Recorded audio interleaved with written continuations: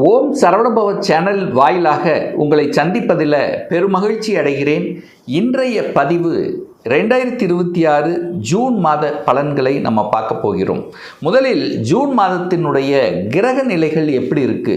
மீன மனையில் சனி பகவான் அமர்ந்திருக்க, மேசத்தில் செவ்வாய் ஆட்சி பலத்தோடு இருக்க, ரிஷபத்தில் சூரியன், புதன், சுக்கிரன் இந்த இரண்டு கிரகங்கள் மிதுன மனையில் வீற்றிருக்க, ராகு பகவான் கும்பத்திலும் கேது பகவான் சிம்மத்தில் அமர்ந்திருக்காங்க.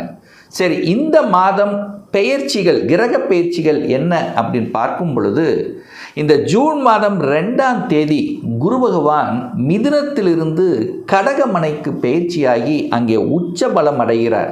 ஸோ இந்த நிகழ்வு 12 வருடங்களுக்கு அப்புறம் நிகழ்கிறது.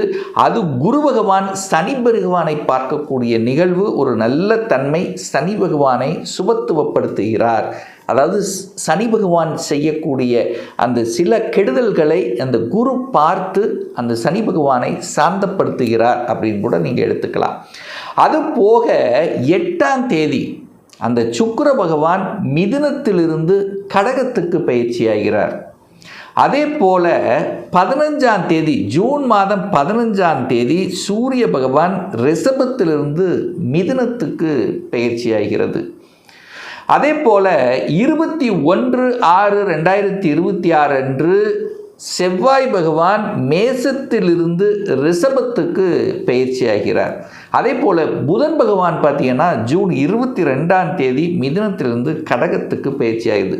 ஸோ இந்த கிரக அமைப்புகளை வைத்துக்கொண்டு என்ன மாதிரியான பலன்கள், சாதகம் என்ன, பாதகம் என்ன, எதை செய்யலாம், எதை செய்யக்கூடாது என்பதை பற்றி 12 ராசிகளுக்கும், அதாவது மேசத்திலிருந்து மீனம் வரை டீட்டெயிலாக நம்ம பார்க்க போகிறோம். இந்த பதிவை முழுவதுமாக பாருங்கள், கண்டிப்பாக ஸ்கிப் பண்ணாதீங்க. ஏதாவது ஒரு ரூபத்தில் உங்களுக்கு யூஸ்ஃபுல்லாக இருக்குங்கிறதுல எந்தவித மாற்று கருத்தும் கிடையாது. நம்ம சேனலை நீங்கள் ஃபஸ்ட்டு டைம் பார்ப்பவர்கள் என்றால் மறக்காமல் சப்ஸ்கிரைப் பண்ணிக்கிங்க. கடகராசி அன்பர்களே, 2026 ஜூன் மாதம் எப்படி இருக்க போகுது? உங்கள் ராசியில் குரு பகவான் அமரப்போகிறார் இந்த ஜூன் மாதம் 2ஆம் தேதி. குரு அப்படிங்கிறது இந்த கடகராசி என்பர்களுக்கு 9க்குரியவன். பாக்யாதிபதி உங்கள் ராசியில் அமரப்போகிறார். அப்போது உங்களுக்கு ஒரு பாக்கியம் கிடைக்க காத்து கொண்டிருக்கிறது இந்த கடகராசி, கடக லக்ன அன்பர்களுக்கு. கடந்த 2.5 வருடங்களாகவே மனம் குழம்பிக்கொண்டு தான் நினைத்தது செயல்படலை, எனக்கு ஒரு நல்ல பாக்கியம் கிடைக்கல, நல்ல வேலை கிடைக்கல, குடும்பத்தில் பிரச்சனை, தனத்தில் பிரச்சனை, தன்னுடைய நல்லதே சொன்னாலும் ஏதாவது ஒரு அவப்பெயர் வரக்கூடிய அமைப்பு, கடன் ஒரு சைடில், குடும்பம் ஒரு சைடில், வழக்கு ஒரு சைடில், வேலையில் நிரந்தர வேலை கிடைக்கல, இப்படி ஏதோ ஒரு கஷ்டங்களை அனுபவித்து கொண்டிருக்கக்கூடிய கடகராசி அன்பர்களுக்கு இப்போ அதிலிருந்தெல்லாம் விடுதலை கிடைக்கக்கூடிய ஒரு நல்ல பாக்கியம் கிடைக்கக்கூடிய அமைப்பு இந்த ஜூன் மாதத்திலிருந்து உங்களுக்கு ஆரம்பிக்குதுன்னு சொல்லலாம். கடவுளினுடைய அனுகிரகங்கள் உங்களுக்கு பரிபூர்ணமாக கிடைக்கப்பெறுகிறது. எத்தனை தெய்வத்தை வணங்கியிருப்பீங்க, எத்தனை பிரார்த்தனை செய்திருப்பீர்கள், ஒன்றுமே நடக்கலையே என்று ஆதங்கப்பட்டு கொண்டிருக்கக்கூடிய கடகத்துக்கு இனி மேன்மை தரக்கூடிய அமைப்புங்கிறது உண்டு. சந்தோஷம் தரக்கூடிய சில நல்ல விஷயங்கள் இந்த மாதத்திலிருந்து உங்களுக்கு நடக்க ஆரம்பிக்குதுன்னு சொல்லலாம். இதுவரைக்கும் மனதில் இருந்து வந்த குழப்பங்கள், தெளிவு இல்லாத தன்மைகள் எல்லாம் இப்போ மாறப்போகிறது. ஒரு தெளிவான ஒரு விடை, ஒரு பாதை உங்களுக்கு கிடைக்க இருக்கிறது இந்த கடகராசி என்பர்களுக்கு. அப்போ நல்லா இருக்க போறீங்க. நடக்காத சில நல்ல விஷயங்கள் ஒரு வருடங்கள் 2 வருடங்களாகவே சந்தோஷத்தை தரக்கூடிய, மனமகிழ்ச்சியை தரக்கூடிய ஒரு விஷயம் நடக்கலையே என்று கவலைப்பட்டு கொண்டிருந்தீர்களே, என குடும்பத்தில் சுப நிகழ்வுகள் நடக்கலை, அப்படி சுப நிகழ்வுகள் நடந்திருந்தாலும் அதில் ஒரு சந்தோஷத்தை நமக்கு கொடுக்கல அப்படின்னு இருக்கக்கூடிய அத்தனை கடகராசி என்பவர்களுக்கு சுப நிகழ்வுகள் நடக்கக்கூடிய, மனதில் சந்தோஷத்தை தரக்கூடிய, உற்சாகத்தை தரக்கூடிய, குழப்பத்திலிருந்து விடுதலை பெறக்கூடிய ஒரு நல்ல காலம் பிறந்து விட்டது அப்படின்னு சொல்லலாம் இந்த கடகராசி அன்பர்களுக்கு. இரண்டாம் அதிபதி தனஸ்தானத்தின் அதிபதியாக இருக்கக்கூடிய சூரிய பகவான் 11ஆம் இடமான லாபஸ்தானத்தில் உட்கார்ந்துருக்கார். ஸோ 2க்குரியவன் லாபஸ்தானத்தில் இருக்கிறது ஒரு நல்ல அமைப்பு தான். கேது இருக்குது, பணம் கையாளுகின்ற விஷயத்தில் கவனம், அவ்வளோதான். 3ஆம் நபர்களின் குறுக்கீடு உங்கள் குடும்ப விஷயத்துக்குள்ள வராமல் பார்த்து கொள்வது ரொம்ப சிறப்பு இந்த கடகராசி என்பர்கள். ஏன்னா கணவன் மனைவிக்குள்ள பிரச்சனை வருதோ இல்லையா, 3ஆம் நபர்களால் எதையாவது பேசி உங்களுக்குள்ள பிரச்சனை வருவதற்கான வாய்ப்புகள் இருக்கிறது. அதற்கு நீங்கள் இடம் கொடுக்க வேண்டாம். செலவு உண்டாகும், வருமானம் வரும், செலவு உண்டாகும். அந்த செலவுகளை சுப செலவுகளாக கன்வெர்ட் பண்ணிக்கிறது இந்த கடகத்துக்கு சிறப்பு அப்படின்னு சொல்லுவேன். முயற்சி ஸ்தானத்தின் அதிபதி தைரிய வீரியத்தை கொடுக்கக்கூடிய புதன் பகவான் ஆட்சி பலத்தோட ஸ்ட்ராங்காக உட்கார்ந்துருக்கார். அப்போ நல்ல தைரியம், நல்ல வீரியம், செயல்படக்கூடிய தன்மை. 12இல் உட்கார்ந்துருக்கிறதுனால தூரதேச பிரயாணங்கள், வெளிநாட்டுக்கு சென்று வரக்கூடிய, வெளி மாநிலம் அந்நிய தேசத்துக்கு செல்லக்கூடிய பாக்கியங்கள் இந்த மாதம் உண்டு கடகராசி அன்பர்களுக்கு. சுகஸ்தானத்தின் அதிபதியாக இருக்கக்கூடியவர் அந்த சுக்கிரன் 4க்குரியவன் 12இல் போய் உட்கார்ந்தார். அப்போ சுகத்தில் ஏதாவது ஒரு தொந்தரவு, ஹெல்த்தில் ஒரு பிரச்சனை, அது பிரச்சனை, இது பிரச்சனை, தாய்க்கு பிரச்சனை, தாய் ஸ்தானத்தின் அதிபதி போய் 12இல் மறைஞ்சிருக்கு. ஸோ ஏதோ ஒரு நொயின்ட்டு இருக்கக்கூடிய அமைப்பு உங்களுக்கு கண்டிப்பாக சுகம் சார்ந்த விஷயத்தில் இருக்கின்றவர்களுக்கெல்லாம் இந்த ஜூன் மாதம் 8ஆம் தேதிக்கு அப்புறம் சரியாக போகிறது. ஏன்னா சுக்கிரன் உங்கள் ராசியிலே வந்து உட்காரப் போகிறார். அப்போது எல்லாம் கரெக்டாக போகிறது. இடம் சார்ந்த விஷயத்தில் பிரச்சனை இருக்கின்றவர்கள், அல்லது வண்டி வாகனம் சார்ந்த விஷயத்தில் பிரச்சனை இருக்கின்றவர்கள், ஏன்னா கண்டிப்பாக 4க்குரியவன் 12இல் போகுதல், 12இல் போய் உட்கார்ந்துருக்கான். அப்போது இரவு நேர பயணங்களை முற்றிலுமாக தவிர்க்க வேண்டும் இந்த ஜூன் மாதம் 8ஆம் தேதி வரை. அப்போ வண்டியில் வேகமாக ஓட்டுவது, வித்தை காமிப்பது, இதெல்லாம் கண்டிப்பாக கூடவே கூடாது இந்த கடகராசி அன்பர்களுக்கு. சார், இடம், நிலம், வீடு, வண்டி, வாகனங்கள் இதெல்லாம் வாங்கலாமா? தாராளமாக வாங்கி கொள்ளலாம். இந்த மாதம் ஜூன் மாதம் 8ஆம் தேதிக்கு அப்புறம் அதுக்கான அமைப்புகள், சந்தர்ப்பங்கள், சூழ்நிலைகள் உங்களை தேடி வரக்கூடிய அமைப்பு பிரகாசமாக இருக்கிறது. அப்போ எனி சேஞ்சஸ் 8ஆம் தேதிக்கு அப்புறம் நல்லா இருக்க போகுது. 5க்குரியவன் பூர்வ புண்ணியஸ்தானத்தின் அதிபதி, பஞ்சமஸ்தானத்தின் அதிபதி, காதல் ஸ்தானத்தின் அதிபதி, 5க்குரியவன் யோகத்தை தரக்கூடியவன். அதாவது இந்த கடகராசி என்பவர்களுக்கு ராஜ யோகத்தை தரக்கூடிய ஒரு கிரகம் அப்படின்னா அது செவ்வாய் பகவான். அந்த செவ்வாய் பகவான் 10ஆம் இடத்துல தொழில் ஸ்தானத்தில் அமர்ந்து கொண்டு ஆட்சி பலத்தோட ஸ்ட்ராங்காக இருக்குது. அப்போது செவ்வாய் வலிமை பெறுகிறது இந்த மாதம். அது 10ல் செவ்வாய் இருந்தால் திக்பலம் வேற பெறுது. அப்போ ஆட்சி பலம், திக்பலம் ரொம்ப ஸ்ட்ராங்காக இருக்குது. குழந்தைகள் நல்லா இருக்க போகிறாங்க. குழந்தைகளினுடைய அபிலாசைகள் அத்தனையும் தீர்க்க போகிறீர்கள். குழந்தைகள் ஆசைப்பட்ட படிப்பு என்ன ஆசைப்பட்டிருக்கோ அது கண்டிப்பாக அந்த அந்த கனவுகள் நனவாகக்கூடிய அமைப்புங்கிறது இருக்குது.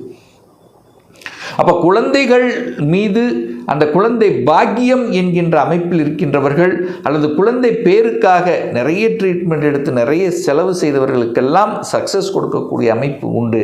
அப்போ குழந்தைகள் நலன் நன்றாக இருக்க போகிறது. செவ்வாய் வலிமை பெறுகிறது. அதிகாரம் உண்டு, அட்மினிஸ்ட்ரேஷன் உண்டு. சூரியன் 11, செவ்வாய் 10, சூரியன் 11. கண்டிப்பாக ப்ரமோஷனை எதிர்பார்க்கலாம். யாருக்கெல்லாம் இந்த கடகராசி என்பவர்கள் கடந்த 1 வருடம் 2 வருடம் ஒரு ப்ரமோஷன் கிடைக்கல, வேலையில் பிரச்சனை, அழுத்தம், டென்ஷன், எல்லாத்துக்கும் விடை கிடைக்கப் போகிறது இந்த ஜூன் மாதம். ஏன்னா தொழில் காரக கிரகமான சனி பகவான் 8ஆம் அதிபதியாகி அந்த 9ல் போய் பாக்கியத்தில் அமர்ந்து கொண்டு ஒரு பாக்கியம் கிடைக்க விடாமல் ஒரு தடைப்பட்டு கொண்டு இருந்தது. இப்போ பாக்கியஸ்தானத்தின் அதிபதி பாக்கியஸ்தானத்தை பார்க்குறார், அங்கே சனியும் பார்க்குறார். அப்போ ஒரு நல்லவன் சனியை பார்க்கும் பொழுது சனி சரியாக போகிறது, அல்லது அங்கே இருக்கக்கூடிய பிரச்சனைகள் உங்களுக்கு சரி செய்யப்படுகிறது அப்படிங்கிறது அர்த்தம். கடன் விஷயம், அந்த கடனை பார்த்துக்கலாம் அப்படிங்கிற தன்னம்பிக்கை கண்டிப்பாக உண்டு.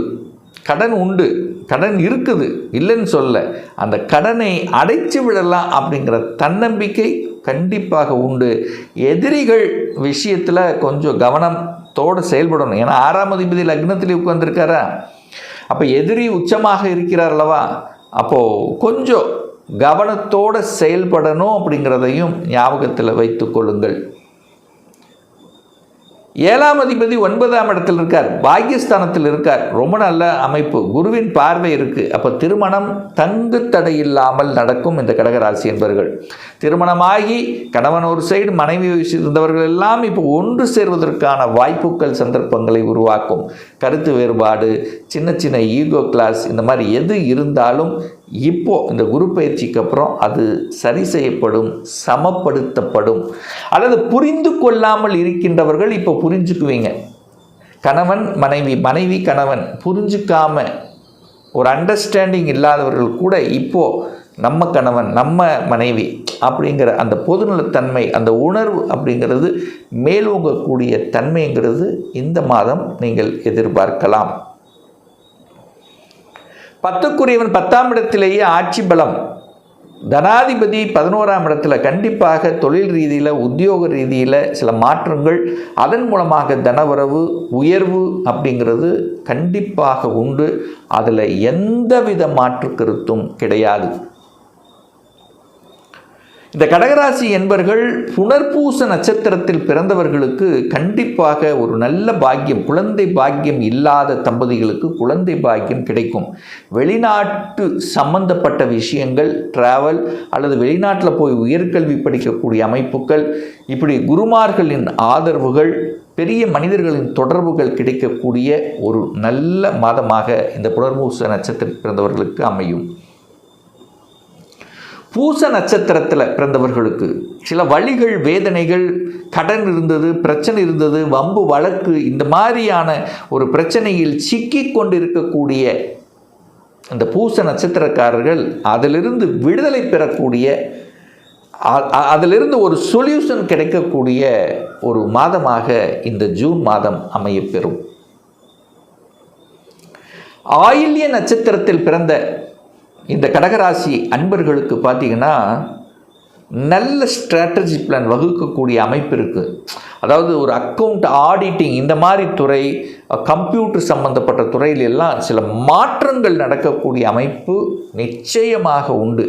அறிவார்ந்த செயல்பாடுகள், டார்கெட் கொடுத்து வேலை செய்கிறது, கன்சல்டன்சி சார்ந்த விஷயத்தில் இருக்கின்றவர்கள், தரகு கமிஷன், இந்த மாதிரி இருக்கக்கூடிய இந்த கடகராசி என்பவர்களுக்கு உயர்வை தரக்கூடிய ஒரு நல்ல மாதமாக உங்களுக்கு நிச்சயமாக அமையும்.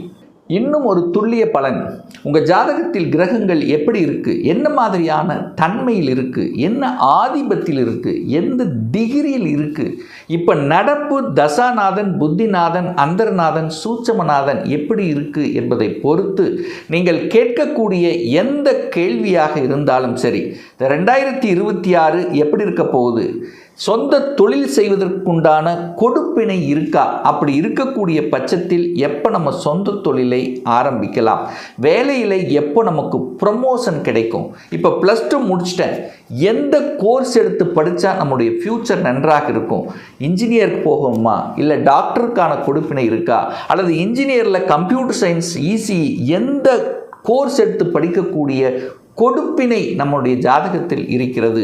2026 எப்போ நமக்கு திருமணம் நடக்கும், எப்போ குழந்தை பாக்கியம் கிடைக்கும், எப்போ நான் வீடு கட்டுவேன், இது போன்ற கேள்விகளுக்கு துல்லியமான பதிலை நம்மால் கூற முடியும்.